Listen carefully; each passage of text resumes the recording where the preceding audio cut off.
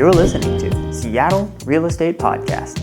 Facebook's reversal on banning claims that COVID-19 is man-made could unleash more anti-Asian sentiment.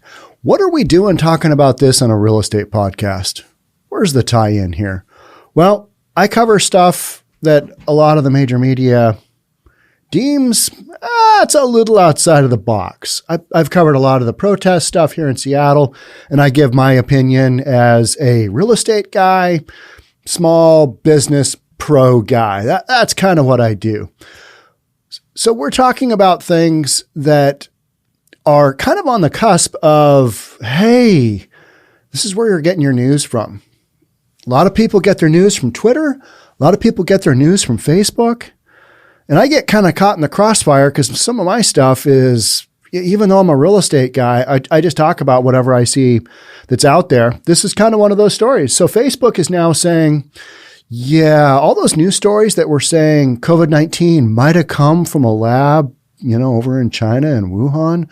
Ooh, we're going to ban those because we don't think that those are appropriate. Oh, and now we can't really rule that out. We're back to getting to the bottom of where did the COVID-19 virus come from. So the whole point is, and this is a lot of what I work on, is which news stories can my channel withstand, which news stories can't. I get a lot of people saying, hey, you should cover that. All right, you want to see me get deplatformed like that? I'll cover it. So that's a lot of what I kind of work on, is figuring out, all right, what can my channel withstand? What can't it withstand? Got to throw in some real estate because, it is the Seattle Real Estate Podcast after all. But, this whole COVID-19 thing, it came out of a lab in Wuhan. Oh, nope, delete that story. That's a no-go. We can't have that. So you've literally got major social media saying what you can and can't see for your newsfeed. This goes on the daily. I covered a little story right before the election about a laptop with some stuff on it. Can't really remember what that was all about, but boy, did that get demonetized. Then I kind of ran that just up, run it up the flagpole. Remember that term? Run it up the flagpole. Let's see how this goes. I've got a feeling how this is going to go, but this is a pretty major story. Got demonetized, meaning YouTube doesn't push it out. Nobody watches it. So you've got social media kind of basically filtering exactly the content that you're watching. Maybe that's why you're joining me here. Maybe that's why you're tuning in to see what the real estate man says. All right, before we jump in, if you're new here, thanks for joining. My name is Sean Reynolds. I own a couple of real estate companies, and I read the news. Let's do this. All right, so Facebook's reversal on banning claims that COVID-19 is man-made. Okay, I think they could have left the headline just right there. Could unleash more anti-Asian sentiment. All right, it could, but is that the big push here?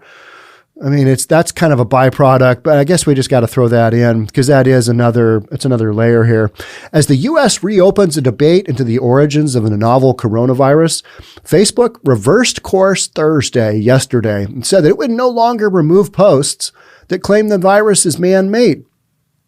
So you've literally got major media saying, no, we're not going to allow that theory through. Nope. This isn't based on factual information. It's just based on their opinion that this isn't a news story that they want to put out. The decision is because we don't really know where it comes from yet, right? We don't know. That's the bottom line. We don't know. The decision is notable because it shows once again how social media giants struggle to strike the right balance between protecting the public from harmful misinformation and enabling robust discussion of controversial ideas. How about freedom of speech? I want to say something. Is this considered harmful misinformation? Well, it seemed like it was a while ago, right? That's harmful misinformation. Delete that storyline. The laptop, delete.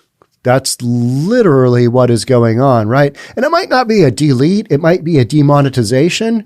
And when your video gets demonetized or when your story gets demonetized or whatever it is that you're doing, the powers that be indicate that, yeah, we're not going to let you make money off of that in form of advertising dollars. then it basically doesn't get pushed out because nobody's going to push out something that's not going to make any money, right? Meaning it doesn't get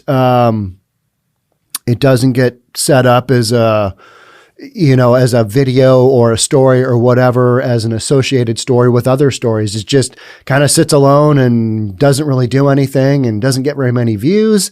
And that is how freedom of speech just basically gets quashed. And that's kind of what's going on. And a lot of people are aware of this, and this is what we're doing. The action is hardly Facebook's first policy reversal.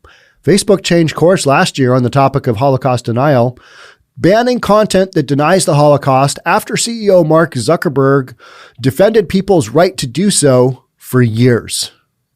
Okay. The claim that the coronavirus is man-made, long dismissed by the scientific community as a harmful conspiracy, has recently been reopened because of new findings.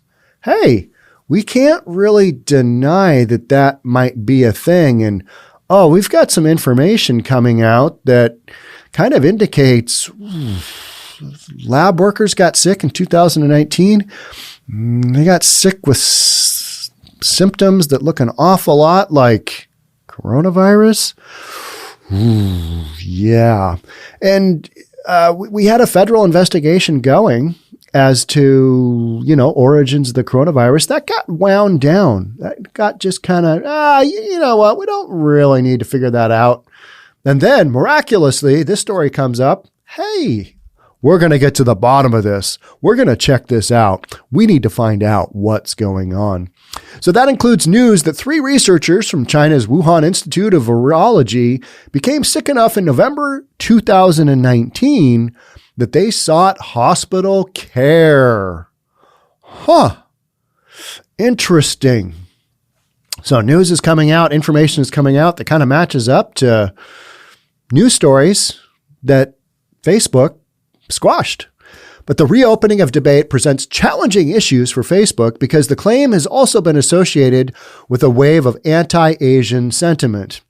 Joan Donovan, research director for the Technology and Social Change Research Project at the Shorenstein Center on Media, Politics, and Public Policy at Harvard Kennedy School. That's a whole sentence in and of itself, isn't it? I'm not even going to reread that, but you know what? An important person at the Harvard Kennedy School said it was inevitable that the changing sentiment around the lab theory could unleash more anti-Asian sentiment on social media. Tech companies need to redouble their efforts to protect Asian Americans and Pacific Islanders now that the claim is gaining more credence, she added. Okay, but I think getting to the bottom of where the coronavirus came from is a separate story from blaming people of a certain nationality or race for the coronavirus. We need to get to the bottom of, hey, where'd it come from? And the other story is, all right, this is your fault. Those are two separate things. Yeah, you're going to have people who are going to say, yeah, this is your fault, when clearly it's not. I mean, they didn't cause it. I mean, you can blame me for a lot of things just because I'm white, all right? But that doesn't necessarily mean I did them. Asians, did they create the coronavirus? No. It was created who knows where. We don't really know yet, right? We haven't gotten to the bottom of it. But Facebook kind of stepping in the middle going, yeah, that narrative, that's we don't agree with that narrative. We're not going to push that content out. That is where I think the real struggle is. And we're only getting a certain newsfeed information, right? And for a lot of this stuff, you got to dig down deep. And when you start to look at the sources for your news, you'd be shocked at what's kind of out there and what's not out there, and stories that should be coming out that aren't coming out. Freedom of speech, not so much, right? What we have to look out for in the U.S. is an uptick in content that criticizes China while dividing the AAPI community, she said. Content that dehumanizes Chinese people, accuses Chinese people of being responsible or somehow of knowing about the pandemic, or otherwise suggests that it was a bioweapon will grow. Okay, but that's just not right. And we all know that that's just not right. But that doesn't mean you kill the story, even if it's true, right? I mean, am I wrong? Am I unreasonable? Is that unreasonable? Companies are going to have to look for content where AAPI hate is monetized and make sure that it does not become profitable. Clearly, agreed. But that doesn't mean you quash the story before you know the true results, right? If it's a story that's got some validity, you got to have it out there. Kind of like a little laptop that may or may not have had information on it that we don't really know, that was said to, its origins aren't clear, therefore we're not going to run it. Yeah, these are ongoing things. Facebook said in a statement that the company would continue to shift its policies based on new information.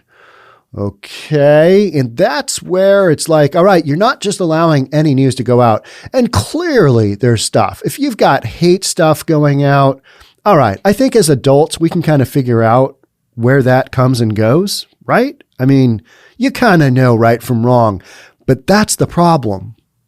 Certain segment of social media is just leaning one direction, and they're basically filtering the content that you and I see on a daily basis. So you really got to kind of think through what you're seeing and recognize, all right, am I just looking at right-wing news sources? I read a lot of left-leaning stuff too, because I want to see, hey, what's the opinion over there? And I don't identify with the Republican Party strongly. I think there's a lot of nonsense there as well. But historically, as a real estate guy, as a business guy, you're going to lean more that direction than the far left, for sure, or left even, in my opinion anyway. Are there real estate guys and are there small business owners out there that lean left? Absolutely. You bet. You bet. The world's full of all kinds of people, and that's what makes it fun, right? But when you are just looking at right-wing, right-leaning news sources, you're going to end up with some storylines in your head that may or may not be very accurate. So go look and see, what's the other side talking about? What are they looking at? What's their opinion? What is their information? And that's where I'm kind of like, all right, because I will read from CNN. I'll read from CNN. If they've got a better article than I can find somewhere else, all right, I know where their leanings are. Yet if they've got information that I think is important, I'll read it. I kind of make the decision. I determine what I think is, all right, what do people want to hear? And based on that, I make the call. And so I am my own filtering system, just like Facebook is. But on the whole COVID-19 and coming from a lab in Wuhan, that has been a hot topic. Because initially, our former president said, this is the deal. He was pretty adamant about it. And then it was just dismissed by the scientific community. And now we're back to, we still don't know where it came from, but we can't really rule that out. That's the major thing. We can't really rule that out. And yet we did during the former president's administration. I mean, that's what we did. In light of ongoing investigations into the origin of the COVID-19 and in consultation with the public health experts, we will no longer remove the claim that COVID-19 is man-made from our apps. Spokeswoman Danny Lever said, we're continuing to work with health experts to keep pace with the evolving nature of the pandemic and regularly update our policies as new facts and trends emerge. There is no place for hate on our platform, and we will remove anything that breaks our rules, she added. Okay, that's fair. I have no problem with that. But we're not really talking about that. We are talking about filtering news that a news source doesn't deem appropriate for we don't know what reason, because we don't know the true source of it. You just can't deny something because people are saying, that's a conspiracy theory. And some of this stuff, and I get sent stuff all the time. Hey, you got to watch this video. And I'm like, okay. And I'll get a couple of minutes into it. I'm like, I don't think so. There's 3 or 4 things within the first couple of sentences that this person is saying that I'm like, really? Really? Because it's got to be reasonable. I've got to have some data to back it up. I'm a real estate appraiser by background, meaning I have to have data to support my final conclusion. And if I'm going to read a news story, I kind of apply the same thing. Is there enough data to support this opinion? Because if there's not, probably not going to read it. I might talk about it and say, hey, this storyline is out there, but based on this, and this, I don't know. That seems kind of weak, right? That just seems really weak. And I know people want to believe a lot of this stuff, and you have every right to believe it. I have every right to believe it. It's kind of part of, free will, right? I will choose free will. Famous song by Rush. If you haven't heard of the band Rush, you should check them out. They are epic. If you had a chance to see them live, they were amazing. Their drummer passed away recently due to cancer, a few years ago due to cancer. Don't know if they will come back and tour again, but the other two guys, Geddy Lee and Alex Lifeson, those guys are still going strong. Rush, I hope you guys go out and tour again. Love to see you. So Facebook has long defended an expansive view of free speech, kind of, but in recent years has moved further in the direction of policing, hiring tens of thousands of content moderators, publishing lengthy policies, and developing algorithms that restrict the content people can share. As the pandemic began, the company went much further, banning dozens of misleading or false claims on the grounds that they could cause imminent harm. It's like, okay, getting to the source of where the coronavirus came from, that's a pretty big story. That's a big story. The fact that it, goes down a certain road, do you ban the story based on that? Well, Facebook said yeah. So that's what we're kind of working with. The company, Facebook, bans claims that masks can give people COVID, that COVID is safer than the flu, or that the vaccines contain microchips. All right. Those probably have some scientific evidence behind them, right? I mean, if you're out there saying, hey, your mask can give you COVID, does that seem reasonable? COVID is safer than the flu. All right. At the onset, we didn't really know, did we? We hadn't done enough studying. There was, enough wasn't known about the COVID versus the flu. If you're going to run a news story up there saying the COVID is safer than the flu, you better have some data to back it up. And I'm going to go out on a limb and say that most people that ran those stories, they didn't have enough data. They wanted to believe this because that's what they wanted to believe. Or that the vaccines contain microchips. So now I'm probably going to hear about that in the comments. Oh, Sean, vaccines contain microchips. All right. I would need to see some more evidence of that because I have not seen that. I've had a lot of vaccines in my life due to travel and other stuff. Stepping on, God, what was it I stepped on as a kid? What did I step on? Did I step on a rusty rake? Something like that, or chop myself with a rusty whatever it was. And my mom was always taking me to the hospital for, you got to go get when you step on something rusty, what's that vaccine called? I can't remember. I was getting a tetanus shot. Yeah, I get that tetanus shot. Oh, God, shoulder sore. The company takes its guidance from the World Health Organization and other public health agencies when deciding which claims to ban. All right. Do you see the problem emerging? The World Health Organization hasn't exactly been consistent throughout this whole process. Neither has the CDC. Wear a mask, don't wear a mask. Fauci, he said lots of stuff. I backed off of that because of this. That's not really what I was talking about. I was talking about this over here. All right. What are we talking about? What do we listen to? What are our sources? Don't really know. Former President Donald Trump was at the forefront of the narrative associated with the lab leak theory and repeatedly pushing the notion that responsibility for the virus lies with China. In the first presidential debate on September 29th, Trump said the pandemic was China's fault and referred to the virus as the China plague and Kung flu. He recently said on Fox News that he had very little doubt the virus came from a lab. That was his opinion. All right, as president of the United States, should he have had more evidence to back that up or cite that evidence? Probably. Should he have said, did he need to use the words that he did? No. In my opinion, no. I don't think so. I mean, you got to use a kind of a filtering system. If you're going to say stuff in a public medium, like if I came on here and just said a bunch of ridiculous stuff, that would be on me, right? That would be on me. And it'd be on you, the viewer, to go, that guy is full of nonsense. And then hit the delete button, unsubscribe, whatever, get rid of me from your life, because I'm not benefiting your life. I'm bringing a bunch of nonsense into your head that you don't need. You've already got a bunch of nonsense there. You don't need more from a real estate man, right? So even when it was dismissed from the broader scientific community, several right-leaning outlets kept pushing the lab theory. In recent months, more mainstream scientists in the World Health Organization have started to raise questions and say it cannot be ruled out. Okay, so we're kind of coming full circle here, aren't we? Coming first full circle. Kind of like refunding the police. That's a narrative. That's a term that you're going to see more and more of. And it doesn't mean give them their money back. I need a refund.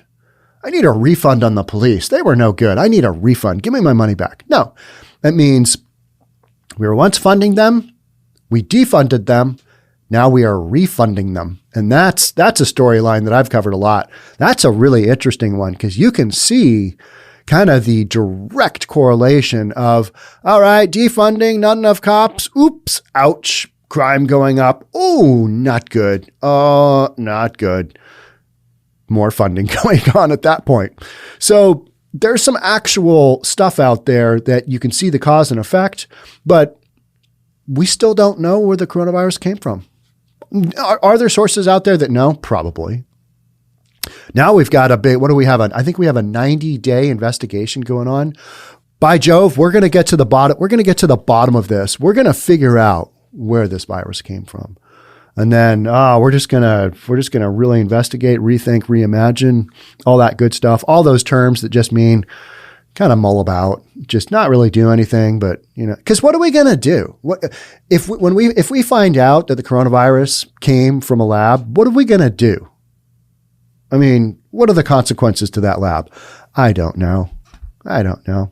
Just in the last week, since the discussion of the virus origins have been reopened, the term Wuhan lab spiked across social media and was frequently used in conjunction with references to Anthony Fauci, director of the U.S. National Institute of Allergy and Infectious Diseases, according to misinformation research organization Signal Labs. Fauci said this month that he wasn't totally convinced that the novel coronavirus developed naturally, and he thinks that more investigation into its origins is needed. Agreed, because we don't know where it came from yet.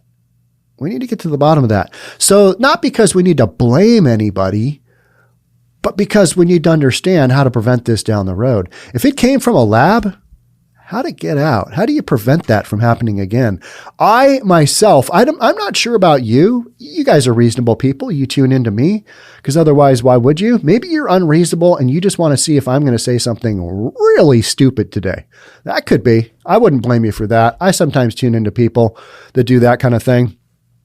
But my whole thing is, all right, let's get to the bottom of this so we don't have to, as reasonable people, live through another pandemic in our lifetimes. I'd rather not do that. I got to age 52 without living through a pandemic. I would like to live the back half of my life, the second 9 of my life, per se. I'm probably further than whole 10 so far. Will I go to 100? Absolutely not. I will not make it to 100. There's no way. Just no way. And so I'd rather not go through a pandemic again, right? I mean, that just goes without saying. So figuring out the origin is important so that we can prevent that from happening again. Not so that we can blame people. Fauci was wrong. So that we can call it the Wuhan lab. No, just figure out where it came from, find the source, figure out how to prevent it down the road. That's all that I ask. But, I'm a real estate guy, so I ask some pretty simple things. You don't have to have huge results for me. I'm kind of like, all right, what do we do? How do I make this go? How do I sell this ridiculous home? Who's going to buy this home? Okay. All right. Here we go. Sweet. Buyer came along. That's awesome. Yeah. How do we provide support for this appraisal? We don't have enough. What are we going to do? All right. You're going to have to take a guess at that. Here is your support that you have, that you go with. Make that happen. Put it out the door, on to the next. That's kind of how real estate goes. Obviously, comparing real estate to finding the source of a global pandemic, wildly different stories. But I wanted to bring this one up on the Seattle Real Estate Podcast because I think people need to know, all right, sometimes you're not getting all the information, and it's based on how your media is filtering your stories to you. Because when you click on a story, it tells whatever, source that you're bringing it from. All right, they like that. They want to see more of that. So we're going to put more of that in front of them. So what I would challenge you to do is go look at some sources that you think are not credible. Go see what they're talking about. See how they handle it. Or maybe see a news story that you think, okay, yep, that's right. They got this right. Go see how the other side reports it. See what they're saying. Because that's how you get a reasonable balance. That's how you become reasonable. I kind of think. All right. I have beaten this story to death. It's done. Toasted, done. It's in the hopper. What's that term for, I think in the old Hollywood, it was literally, it's in the can, where they put the film in the can. Well, my film is now on a small, tiny little chip on the backside of the camera I'm pointing at. They're so small now. They're so tiny. I had one the other day that I was getting up from a chair. I took my little tiny flash card. I mean, they're so tiny. Put it in my mouth because I didn't have hands to do all the stuff I was needed to do. Got busy looking around. Where is my flash card? Yep, still in my mouth. They're so small, you don't even notice it there. It's crazy. So this one's in the can. Thanks for being here. Thanks for being part of the Seattle Real Estate Podcast. I will catch up with you guys in the next one. Until then, stay safe. We'll see you soon. We'll talk about other stuff reasonable people want to talk about. All right, we'll talk then. Bye for now.